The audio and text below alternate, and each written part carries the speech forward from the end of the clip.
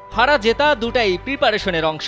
তানজিদ তামিমের এই কথাটা যেমন সত্য, তেমনি ফাইনাল পরীক্ষার আগেই যদি আপনি হেরে বসে থাকেন তখন তো পরীক্ষার আগেই ডাহা ফেল মেরে বসবেন। বাংলাদেশ ক্রিকেট দলের বর্তমান অবস্থাটাও ঠিক খানিকটা এমন। বিশ্বকাপের আগে প্রস্তুতির পর্ব হিসেবে যুক্তরাষ্ট্রের মতো প্রতিপক্ষকে পেয়েও এমন হার টুর্নামেন্ট শুরু হওয়ার আগেই যেন ছিটকে দিয়েছে বাংলাদেশকে।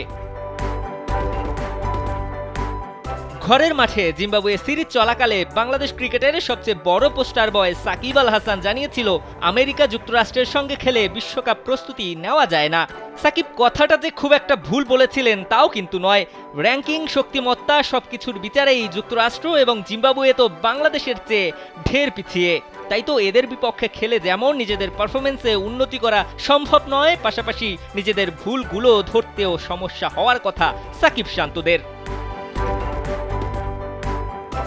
সাকিবের ওই কথা ইতোমধ্যে ভুল প্রমাণিত হয়েছে। যুক্তরাষ্ট্র চোখে আঙুল দিয়ে দেখিয়ে দিয়েছে টি-20 ক্রিকেটে বাংলাদেশ কোন অবস্থানে দাঁড়িয়ে। ব্যাটিংয়ে লিটন শান্ত হৃদয়দের দায়িত্ব জ্ঞানহীন ক্রিকেট আরও একবার প্রমাণ করেছে অন্যদের চাইতে বাংলাদেশ কতটা পিছিয়ে। টিম গেম ক্রিকেটে এখনো যে একটা দল হয়ে খেলতে পারছে না বাংলাদেশ, সেটাও যেন এখন জলের মতো স্পষ্ট। অনেকের খেলা দেখে তো মনে হতেই পারে এত বছর কিভাবে এরা টিকে আছে জাতীয় দলে। শর্ট সিলেকশন থেকে শুরু করে গেম টেম্পারমেন্ট, এই বিষয়গুলো আদৌ বুঝেন কিনা বাংলাদেশের ক্রিকেটাররা, সেটা নিয়েও প্রশ্ন উঠতেই পারে।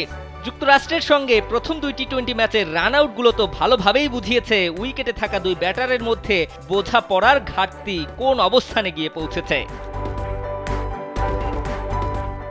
দ্বিতীয় টি-20তেই সিরিজ নিশ্চিত করা যুক্তরাষ্ট্র তৃতীয় টি-20তে খেলালো তাদের দ্বিতীয় সারির দল।